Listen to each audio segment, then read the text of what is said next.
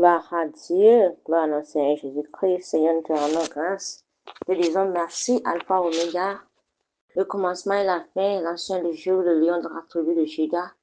Seigneur, nous te disons merci. Merci, Seigneur, de nous avoir gardés toute la nuit dernière jusqu'à ce matin.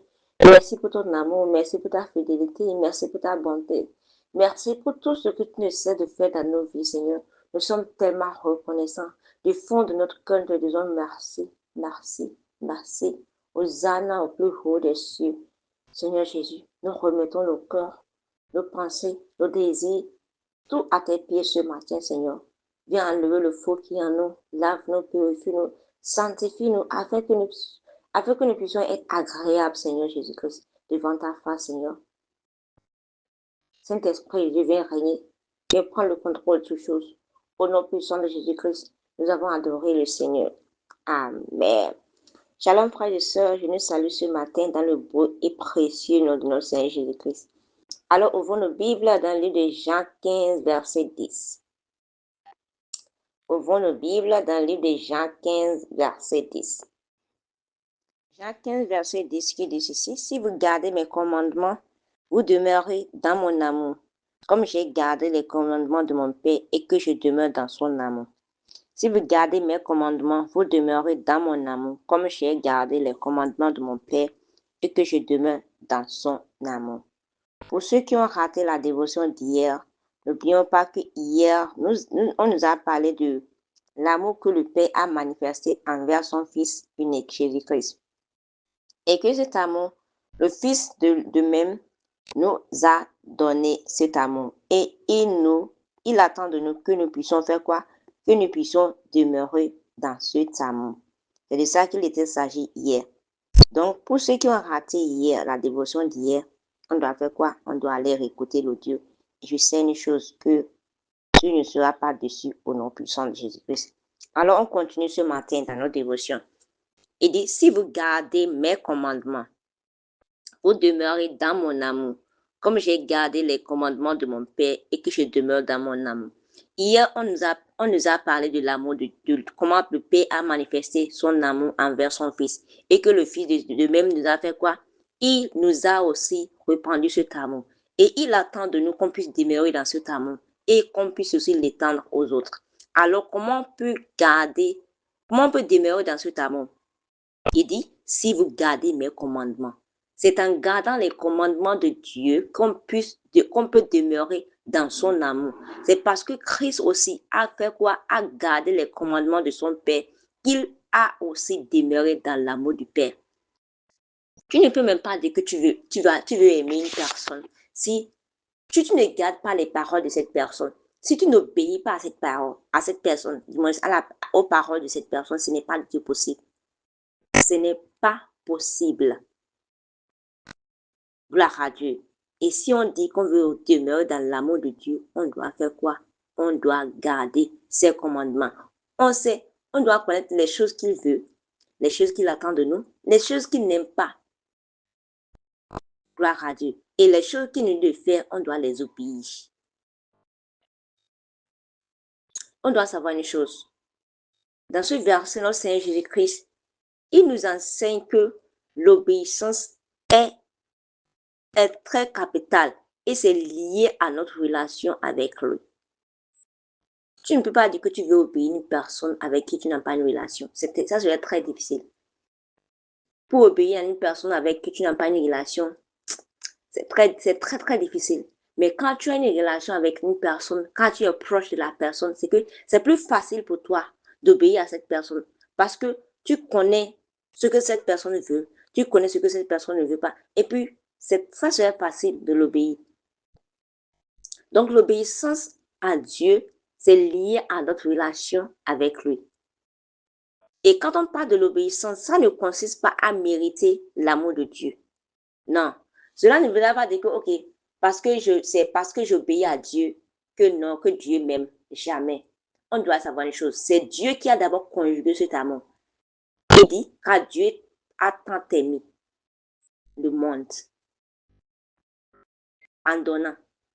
Ils n'ont pas dit, car Dieu a tant aimé le monde parce que le monde méritait. Non. Mais parce que le monde a fait telle chose. Parce que le monde a obéi. Non. Il a tant aimé. Sans rien attendre. Sans que le monde ait même pris quelque chose, ait fait quelque chose à Dieu d'abord. C'est lui qui l'a fait. Alors, si on obéit à Dieu, on ne doit pas se dire que c'est parce que j'obéis à Dieu que Dieu m'aime. Non. Même avant que tu n'obéisses à Dieu, il t'aime. Donc, l'obéissance à Dieu ne consiste pas à mériter l'amour de Dieu. C'est plutôt répondre à l'amour que nous avons déjà reçu. Gloire à Dieu. nous sommes en train de répondre parce qu'il a déjà répandu à travers son Fils, en donnant son Fils unique en sacrifice pour nous. Il a déjà fait. Maintenant, à notre tour, c'est à notre tour de répondre maintenant à travers notre obéissance. Gloire à Dieu. Et on doit savoir une chose. Dieu ne forcera personne à l'obéir. Dieu ne force jamais. Il n'est pas un dictateur. Non. Il te donne libre choix. Mais si tu choisis mal, c'est toi qui vas subir les conséquences. Tu ne vas pas blâmer Dieu pour tes choix. Chacun de nous va subir les conséquences selon les choix qu'il aurait fait. Donc, personne ne va tenir Dieu responsable parce qu'il te dit que voici, je te donne la vie et la mort. Choisis la vie afin que tu puisses vivre. Mais si toi, tu décides de choisir la mort, on débarrasse à toi. Gloire à Dieu. Et lorsque nous obéissons à la parole de Dieu, nous demeurons en communion profonde avec lui. Est-ce que tu veux développer encore ta communion avec le Seigneur Jésus-Christ? Tu dois faire quoi? Tu dois demeurer en communion avec lui. Gloire à Dieu. Tu dois obéir à sa parole. Parce que l'obéissance à sa parole, c'est que ça permet que notre relation là, ça approfondit notre relation avec lui. Et ça nous permet d'expérimenter la plénitude de sa présence. Lorsque tu obéis une personne simple, mais lorsque tu l'obéis et que la personne voit que non, cette personne est, quand je lui dis une chose, avant que je ne parle même, la personne sait ce que je veux, la personne fait déjà ça. C'est que ça permet à cette personne de faire plus confiance. Ah, vraiment, je peux compter sur cette personne. Même si je ne suis pas là, non. Je sais que cette personne peut régler les choses. Pourquoi? Parce que tu es obéissant. Parce que tu n'attends même pas. Tu sais déjà ce que tu dois faire. Avant même que l'autre ne parle. Et votre relation, c'est que les gens vont vouloir savoir, pourquoi cette personne-là, pourquoi le patron de telle personne l'aime comme ça. Oui, c'est forcé. C'est forcé. La personne va aller parce que cette personne est obéissante. Cette personne fait ce qu'il doit faire. Cette personne n'attend pas, il ne regarde pas à gauche ni à droite avant de faire ce qu'il doit faire. Il sait ce qu'il doit faire et il le fait au bon moment, au moment opportun. Et quand c'est comme ça, l'autre ne peut que te faire confiance. Et votre relation ne peut que être solide. C'est la même chose. C'est la même chose. Lorsque tu obéis, c'est que Dieu te confie des grandes choses. C'est vrai, Dieu nous aime. N'oublions pas. Dieu nous aime tous. Mais ce n'est pas à tous qui confie toutes choses. N'oublie pas.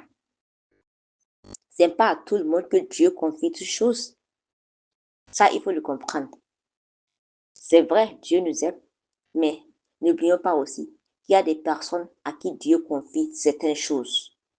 Pourquoi? Parce que ces personnes ont touché quelque chose dans le cœur de Dieu.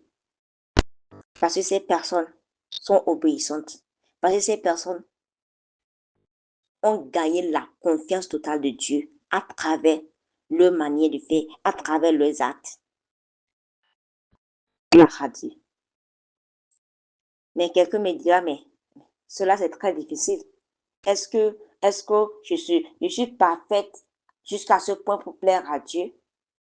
Ceux qui le font, ce n'est pas qu'ils ont deux têtes. Ceux qui arrivent à le faire, ce n'est pas qu'ils sont à 100% parfaits. Mais c'est les personnes qui s'efforcent à plaire à Dieu. Peu importe le prix, peu importe le coût, peu importe comment les gens vont le voir. C'est les personnes qui ont trouvé grâce aux yeux de Dieu. Ce n'est pas par leur force. Tu dois le savoir que ce n'est pas par tes efforts physiques, mais c'est d'abord par ta volonté. À dire oui, Seigneur, je veux te plaire. Oui, Seigneur, je veux t'obéir. Oui, je suis prêt. Aide-moi. Gloire à Dieu. Et quand on cherche un exemple à suivre, l'exemple parfait à suivre, c'est notre Seigneur Jésus-Christ. Il est notre exemple parfait. Il a obéi pleinement au Père et est resté dans son amour. Je vous assure tout. Quand on cherche un leader par excellence, c'est notre Seigneur Jésus-Christ. Il n'est pas un leader qui te charge des choses sans l'avoir fait. Non. Il est un leader qui montre d'abord l'exemple. Il dit, voici, faites-le en mémoire de moi.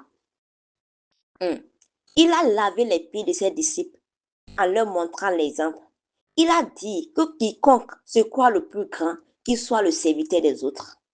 Ça, c'est l'exemple d'un leader pas excellent. Mais aujourd'hui, nous sommes dans un monde où les gens qui se disent leaders vont te dire, tu vois, ne fais pas ce que je veux faire, mais fais ce que je te dis. Mais notre Seigneur Jésus-Christ n'a jamais dit ça. Il dit, ce que vous me voyez faire, faites-le. Gloire à Dieu. Parce qu'il est sûr de ce qu'il fait. Il est sûr qu'il ne fait rien. Il dit qu'il ne fait rien de ce qu'il n'a pas vu. Mais il fait tout ce qu'il a vu du Père. Il dit, ma nourriture, c'est de faire la volonté de Dieu. En toute chose, il va dire, Seigneur, il va dire, Père, que ta volonté soit faite. À chaque instant, à chaque décision, il veut toujours que le Père soit glorifié. Il veut toujours que la volonté du Père soit faite. Alors, est-ce que toi, aujourd'hui, en tant qu'enfant de Dieu, est-ce que tu peux taper à ta poitrine pour te dire que moi, telle personne, dans tout ce que je vais faire, j'aime toujours que la volonté de Dieu soit faite. Sinon, retourne-toi. Retourne-toi, pose-toi des questions et demande de l'aide. Parce que ce n'est pas encore trop tard. Gloire à Dieu. Il a été obéissant, même jusqu'à la mort de la croix. Jusqu'à la mort, il a été obéissant. Gloire à Dieu. Vous croyez que c'était facile de boire cette coupe? Non, ce n'était pas du tout facile de boire cette coupe. Mais il a dit non, Père, que ta volonté soit faite.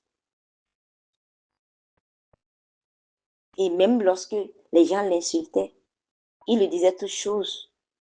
Il n'a pas regardé à cela. Mais il regardait au Père. Parce il était en mission. Et que pour que cette mission puisse s'accomplir, il devait subir. Gloire à Dieu. Et nous, en tant qu'enfants de Dieu, si Christ est notre exemple parfait, nous sommes appelés à vivre selon son exemple, en vivant selon la volonté de Dieu. Même lorsque c'est difficile, je vous assure tout. Vous croyez que c'était facile à notre Seigneur Jésus-Christ de pouvoir subir les injures? Il subissait les injures, mais il ne pouvait rien dire. Comme un agneau, à qui on amène vers un agneau qu'on devait découper, qui ne pouvait rien dire, c'est comme ça, il ne pouvait rien dire. Pas parce qu'il n'avait pas la force. Regardez lorsque les soldats étaient venus le chercher. Lorsque Pierre a enlevé son, comment dirais-je, dans la manchette pour couper l'oreille de l'autre. Mais il a dit, est-ce qu'il croit qu'il ne pouvait pas appeler les anges de Dieu pour les détruire? Il pouvait le faire. Mais ce n'est pas parce qu'il a le pouvoir, ce n'est pas parce qu'il a la puissance qu'il va l'utiliser à ce moment-là. Non, il n'a rien fait, pas parce qu'il était faible, pas parce qu'il était incapable, mais parce qu'il voulait que la volonté du Père soit faite. C'était très difficile. C'est l'humiliation, les moqueries. Mais il n'a pas regardé à ça. Il a regardé au prix. Il a regardé à nous. C'est parce que c'est à cause de nous qu'il le faisait. Il a regardé à nous. Gloire à Dieu. Est-ce que on regarde à Dieu, ayant le regard sur Jésus, le chef et l'auteur de notre foi? Est-ce que nous on regarde à lui? Comme le Christ a regardé au Père, est-ce que nous on regarde à Jésus aujourd'hui? Oh Seigneur Jésus, aide-nous. Aide-nous Seigneur. Aide-nous Papa. Aide-nous à regarder à toi. Dans tout ce que nous faisons, aide-nous Seigneur Jésus-Christ. Gloire à Dieu. Il est très, très important. Il est très, très capital de pouvoir faire quoi?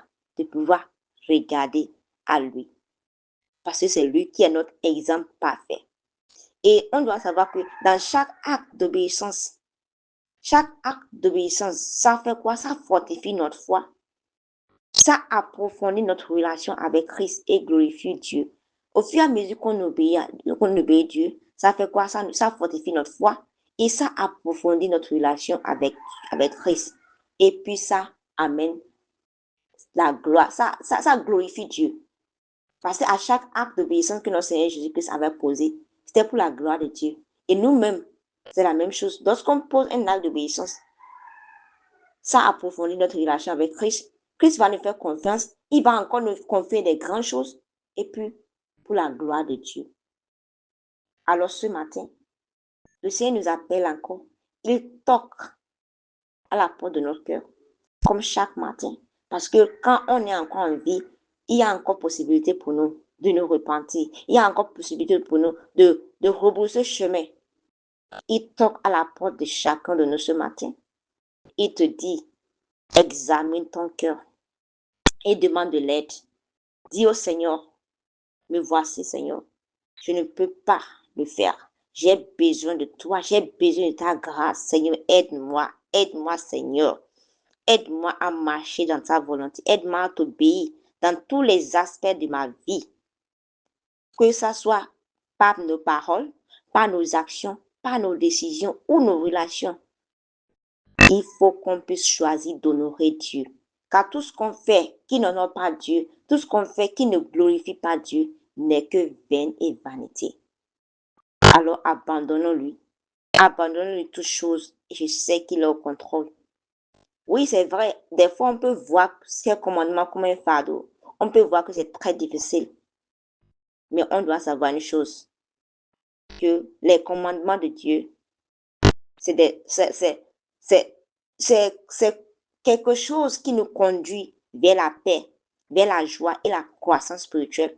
Au lieu de voir ça comme un fardeau, au lieu de voir ça comme quelque chose de très difficile, on doit plutôt se dire que non, Dieu, il me connaît. Il sait ce qui est bon pour moi. Et tout ce qu'il me demande de faire, ce n'est pas pour me nuire, c'est plutôt pour me conduire vers la paix, la joie et la croissance spirituelle. Seigneur Jésus, nous te disons merci. Merci à ta Père pour ta parole. Ta parole est une lampe à nos pieds. Merci Seigneur Jésus-Christ pour ton amour inconditionnel que tu as pour nous. Merci pour le don de ton Fils unique mouru pour nous. Merci Seigneur pour le ministère de la réconciliation. Seigneur, ce matin nous demandons, accorde-nous la grâce d'obéir à ta parole et de marcher dans tes voies. Aide-nous à suivre l'exemple de Jésus et à demeurer ferme dans notre foi. Que notre vie te glorifie en tout temps et en toutes choses. Seigneur, nous remettons cette journée en tes mains. Bénis chaque seconde, chaque minute de cette journée pour nous. Bénis l'œuvre de nos mains. Bénis tout ce que nous allons entreprendre. Que tout ce que l'ennemi a programmé en ce jour soit nul et sans effet. Que chaque décision qu'on puisse prendre en ce jour puisse te glorifier au nom puissant de Jésus-Christ. Merci Seigneur quand tu le fais déjà. Au nom puissant de Jésus-Christ, nous avons prié. Amen. Excellente journée à chacun de nous tous et shalom.